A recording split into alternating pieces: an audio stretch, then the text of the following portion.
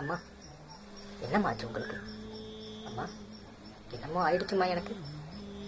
Big pass கண்டஸ்டண்டா Vijay TV கூப்பிட்டாங்க. Busy பாஸ்ன்னு நான் சொன்னேன். குபுக்குன்னு சிரிச்சாங்க.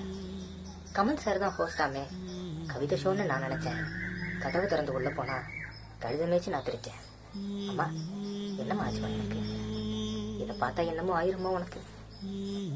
லீடர்னு சொன்னாங்க. மிடுக்கா நான் எந்திரிச்சேன். ஷோல்டர் பேக் மாட்டிக்கிட்டு குப்பை கூட்டி நான் தொடச்சேன். தமிழ் சொல்லி தந்தேனே, தருதலைங்க கேட்கலையே. அமிதாவை பார்த்தவங்க 4 இன்ச்சு நகரலையே. அம்மா, என்னம்மா ஆச்சு எனக்கு? இதை பார்த்தா என்னமோ ஆயிருமா உனக்கு?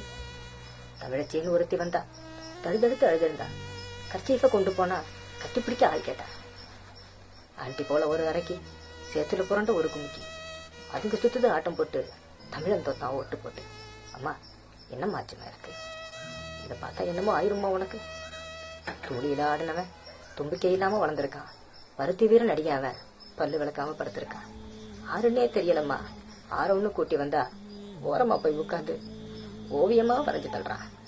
அம்மா, என்னம்மாச்சு எனக்கு? இதை பார்த்தா என்னமோ ஆயிருமா உனக்கு? பரணி பாடி வளர்ந்தவண்ணா பாத்ரூம கழுவி நின்ன. வெண்பாவுல குளிச்சவண்ணா விளக்க மாத்த பிடிச்சு நின்ன. மாட்டடிச்சு பொழைச்சிருந்தேன். படத்துல கூட நடிச்சிருந்தேன். மதிக்கலையே எவனுக்கு என்ன? நீ எவன் கேட்டா எனக்கு என்ன? 100 நாள் நாங்க தங்கணும். அதை பார்த்து நீங்க பொங்கணும். ட்ரோல்ஸ் மீம்ஸ்னு போட்டு தள்ளணும். இதுதான் அவன் பிளான்னு நானா சொல்லணும்? அம்மா, என்னமோ ஆயிடுச்சுமா உங்களுக்கு?